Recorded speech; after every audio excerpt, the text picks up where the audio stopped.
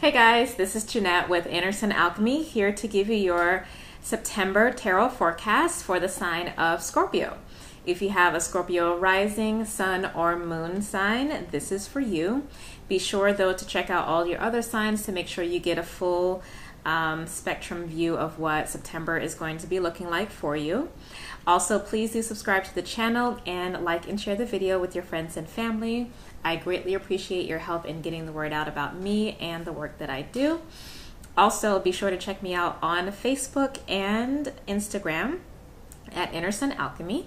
And I do daily tarot card pulls, astrology forecasts, spiritual life coaching, all sorts of things there. So definitely be sure to check me out there so you can get more than just the monthly videos.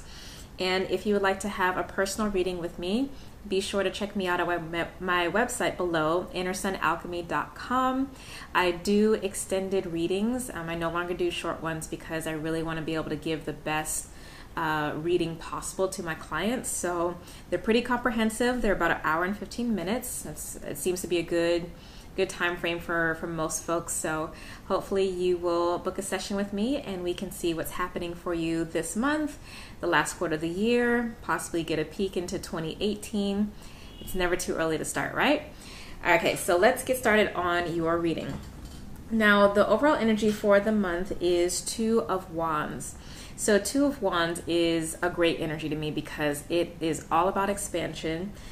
It does actually speak to travel, so you may have an urge to, kind of see new places. You need to kind of get out of the regular kind of rhythm and routine that you have going right now. You might be getting a little bored, but it is a really expansive creative energy, and it is you trying new things and seeing what's going to actually hit, what's going to actually work. So in your first house, you have the Three of Swords. The first house has to do with your sense of self and also how you are being perceived in the world, how you show up. And so Three of Swords here, in general, it can be a tough energy, but I'm actually not picking that up. It usually speaks to, heartbreak in relationship and all of that, but because it's in your first house, it really is, I'm getting the sense that you are really more so doing an assessment of the experiences that you've had in the past and really thinking about the lessons to learn moving forward. It really feels like a powerful energy, which is nice for that card because sometimes it can just be so tough. But I'm not picking up that energy for you. It really feels like it's more assessment time.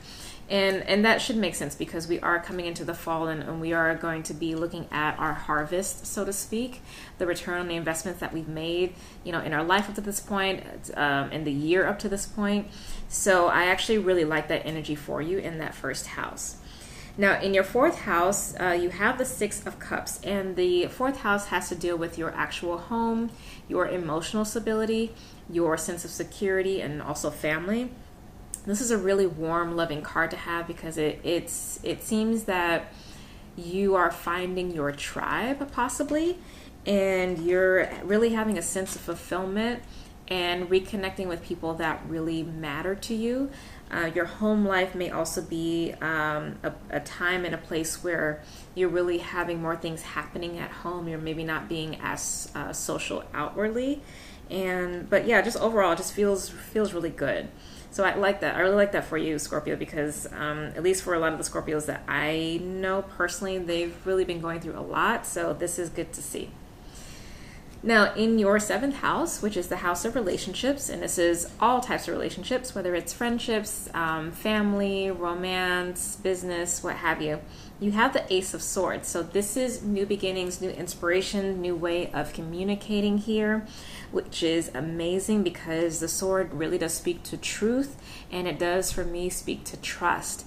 So maybe this is you laying a new foundation for how to show up in your relationships, or maybe there's new opportunities to interact with people who are really more on your level, your frame of mind, and the interactions do feel fulfilling again, especially with having that Six of Cups in the fourth house, this may mean that you have connection with a soulmate this month. And soulmate just means, you know, a deep connection, a powerful interaction with someone, and it can be any context, but it can also be love as well too, which is nice, especially if you have come out of a breakup with that Three of Swords energy. Now in your 10th house, which is the house related to career and also your influence in the world, you have the Four of Swords. So it looks like there's not going to be much growth for you in your work environment, but sometimes no change is good change, because you might just need to chill for the time being while you gather your resources to, you know, catapult yourself further later on. Because when you get the Four of Swords, I mean, the four obviously comes after the three, but it does speak to having gone through some kind of battle and needing to recoup before you go out again. So this is a purposeful wait if you are having a wait or a delay in your career sector.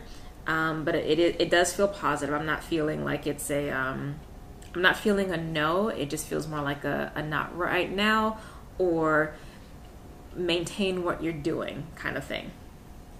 All right, in the center of your reading, you actually had two cards pop out. You have the Queen of Swords and you have the Ace of Wands. Now, I love this energy because there's actually been a couple of other signs that have had two cards in the center, and it usually comes across as like, okay, you have a choice of showing up as this way or that way.